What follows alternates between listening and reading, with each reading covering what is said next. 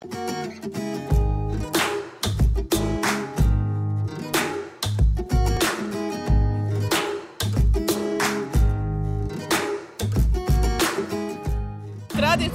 fašnik uz naše prekrasne vrtićance, osnovnoškolce, a vidjela sam da su se i gimnazijalci pridružili. Ponovno su se natjecali ko će imati domišljatiju, ko će imati ljepšu masku.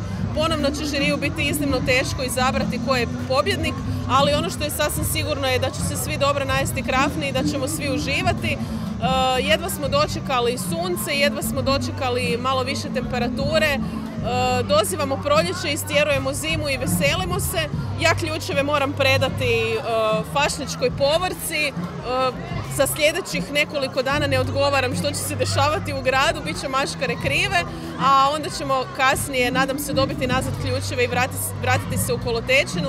U svakom slučaju prekrasna tradicionalna manifestacija u kojoj Siščani uvijek uživaju i naravno mi svi koji uživamo pored te povorke. Dragi moji, ja sam Barun Minhausen ili kako me neki znaju Marko Hergešić, evo ove godine u ulozi voditelja našeg sisačkog fašnika. Beskrajno mi je drago da sam ovdje. Nakon puno godina, kao dijete sam još sudjelovao u povorkama, zatim sam par puta bio i princ karnevala i uvijek sudjelovao u nekoj organizaciji, maškaranju, a evo ovaj put i kao voditelj. No, uvijek mi je drago vratiti se u Sisak. To je moj rodni grad gdje se može zabaviti bolje nego u rodnom gradu koji te uvijek zagrli kao majka dijete.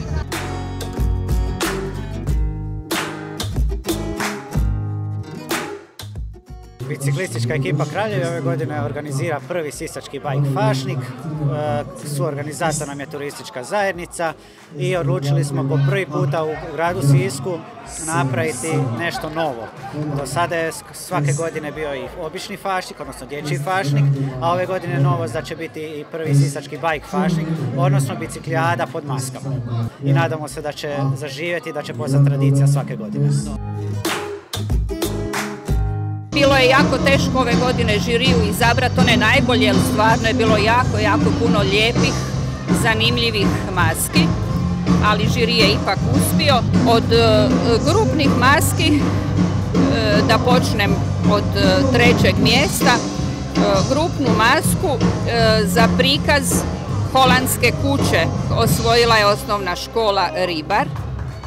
Drugu nagradu za grupnu masku osvojila je osnovna škola Budaševo Topolovac. Oni su ove godine predstavljali Rimljane, a prvu nagradu osvojila je škola Ivan Kukuljević Akcijski. Oni su imali zanimljivi hipi autobus i puno veselih i razdraganih hipijevaca.